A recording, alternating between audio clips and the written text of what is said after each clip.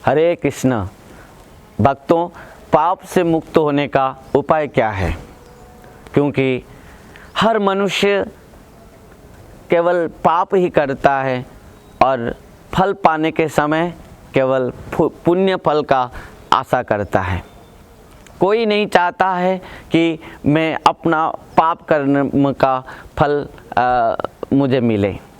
तो भक्तों, किस प्रकार हम इस समस्त पाप करने के बाद भी हम इस पाप कर्मों से बच पाएंगे? भक्तों, हम एक जन्म में नहीं, अनंत अनंत जन्म से विभिन्न प्रकार अज्ञान में हो, ज्ञान में हो, अनजान में हो, जानबूझकर हो, हम बहुत सारे पाप करते हुए आ रहे हैं।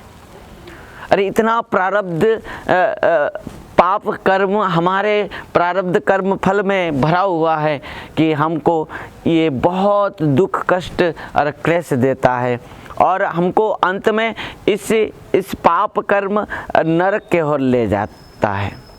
तो भक्तों, हम इस पाप कर्मों से, पाप कर्मों के फलों से किस प्रकार बचेंगे, मुक्त हो पाएंगे? तो इसका उपाय क्या है? भक्तों, श्रीमद् भागवतम के पंचम स्कंद में अंतिम अध्याय में जब श्री शुकदेव गोस्वामी पाद परीक्षित महाराज को नरक के बारे में वर्णन करते हुए कहा, राजन, इस 28 नरक हैं, हर जीव इस नरक में जाता है और इस नरक में भयानक कष्ट पाता है, उनको कष्ट दिया जाता है।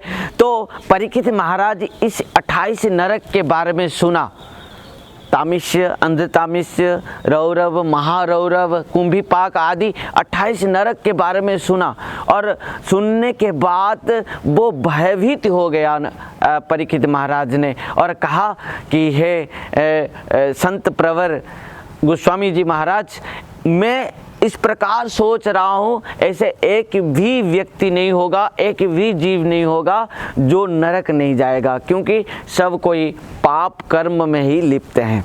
तो आप कृपा करके मुझे इस बात को बताइए कि समस्त पापों से जीव किस प्रकार मुक्त हो सकता है और इन समस्त पापों कर्मों से किस प्रकार, कर्म फलों से किस प्रकार मुक्त हो पाएगा।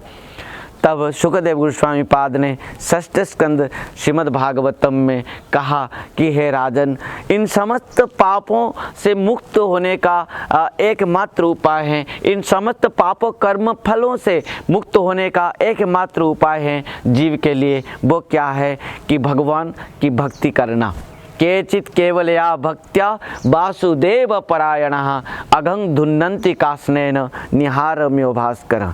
जिस प्रकार सूर्य उदय होने के बाद सृष्टि में समस्त अंधकार दूर हो जाते हैं, समस्त भय नष्ट हो जाते हैं और जीव अपना समस्त शुभ कर्म में लिप्त हो जाते हैं, उसी प्रकार जीव के हृदय में जब भगवान के चरण में भक्ति उदित होती है, तब क्या होता है, जीव का अनंत अनंत जन्म का जो प्रारब्ध कर्म पाप हैं वो सब नष्ट हो जाते हैं और जीव इन समस्त पापों कर्म के फलों से मुक्त हो जाता है और भगवान की भक्ति करते हुए परम प्रेम और आनंद को प्राप्त करता है।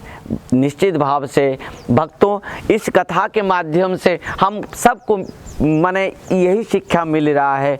निश्चित भाव से हम भगवान के चरण में समर्पित होते हुए उनको भक्ति करें और अपने हृदय में केवल भगवान के भक्ति करते हुए हम अपना अनंत जन्म का पापों कर्म फलों से मुक्त हो पाएंगे और इस जो भयावह भयानक नरक कष्ट से मुक्त हो पाएंगे। इसी के साथ आज की कथा को यहीं पर विश्राम दे रहे हैं। हरे कृष्ण, राधे राधे।